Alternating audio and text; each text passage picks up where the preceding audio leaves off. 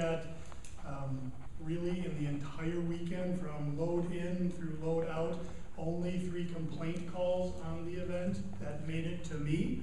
I don't know that there weren't more complaints. That sometimes bubbles up at a meeting like this, but that's really what we received through either the communication center or the command post that I and my officer staff.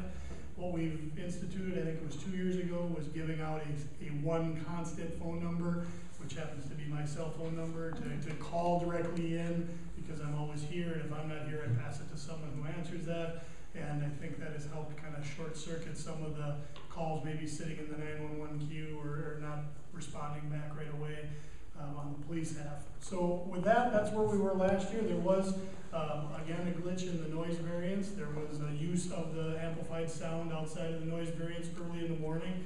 It lasted very briefly. It was addressed and corrected. I do understand that I woke some people up, and some of those were the people I talked to, and I believe we're on a place where that won't happen again, but there was that mistake. And looking back in hindsight, traffic plan 2 years ago, we changed drastically, and really, through the help of our family, beefed up the messaging and the use of shuttle buses from the State Fair overflow parking lots across Snelling, and I think that has alleviated, in my mind, a lot of what we used to deal with parking complaints and traffic complaints. Some of the road management of traffic we've turned into more pass-throughs. We've limited some turns in places. If anyone has questions about those, I'd be happy to go over that in whatever detail we need to, but the plan for this year would be exactly the same as the plan for next year, barring any last-minute road closures or water main breaks or something like that. Basically, the parking has been 6-7 years, one side only parking in the neighborhood, primarily going east of Lexington. We expanded that 2 years ago, and along with expanding that footprint of the no parking on one side, we also expanded the trash pickup that Parks does around, during, and after the event. I think that has eliminated a lot of other complaints that we used to get about things associated with the event. Last year's event was completely peaceful. There was no criminal activity at all. And really that's what there is to report from last year. The event attendance was a little down last year. And I'll let Chu Ping speak to that in a few minutes, or whether they think it'll be up or down. I do think that last year's event was really pretty well managed and went off without a whole lot of happenstance or hubbub. With that being said, I guess I'll let Karen add anything that Parks has on the event. The only thing I have is, in addition to the one side of the street parking on the kind of east of Lexington, we also have one side of the street parking that would be west of Hamlin. So in that area, we also have one side of the street parking. One change, that's a couple, but one main change this year is that in the new pool parking lot, it's kind of a different configuration for a parking lot, but we're going to have some of the merchandise vendors in that parking lot, and we're hoping that that'll alleviate some of the noise to the neighbors right on Lexington here, because a lot of that noise issue will be moved up this way a little bit, or up. I'm getting all turned around here, but it'll be up toward the parking lot. There will still be some vendors on the east side of the pool, between the pool and Lexington, but perhaps not quite as many as there used to be. Other than that, there's not a whole lot of change. Where we used to have the snow fence along Lexington and Horton, that's the fence company is going to put that up this year, so that'll have to be actual, cyclone fence, or it won't be the snow fence with the big orange barrels, put it that way. Other than that, not a whole lot of other major changes. Just piggyback off of what Karen said. For the last, it's been 3 years, it might have been 2, we've been requiring a noise variance be applied for the public address system. That will go through again, and for that there is a public hearing, and I would encourage everyone to if that's a place where you have noise issues or want to address things that go on with related to the public address system or any other of the noise that comes from the property, that would be a also, besides here, and have your voice heard before the council, before they decide whether they're granting, or if they're granting, what are the parameters of that. One of the good things that I think happened is we did an environmental study of the sound through DSI, Department of Safety Inspections, when we did the first permit, which was either 2 years ago or 3, I can't remember.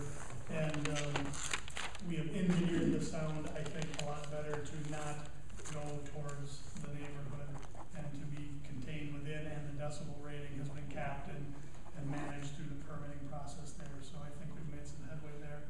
With that, I guess I'll open it up to the floor, or what you think, if you have. Yes. Can I? Please. Yeah, can I? First, as the chairman of the Lao family community, I'd like to take this opportunity to thank the city of St. Paul, police department, the council member, and all the neighborhoods in the park that being here with us today. Like I say, this event is had grown from a small family gathering to a traditional, the largest festival, summer festival of the Asian community. It's become a traditional for the whole community, and is a very important. A lot of people expect it, that anticipate that this happen every year for the community. It's very important because not just the value of the Hmong people in the city of St. Paul and in Minnesota, but it's also generate a lot of income for the vendors that that coming to sell products and foods in this event. I believe is also is a benefit. Is also generate a lot of economies for the state of Minnesota and the city of St. Paul as well. Again, like I said, I want to thank the city, the neighborhoods, and all the park helping this event to be a success event every years.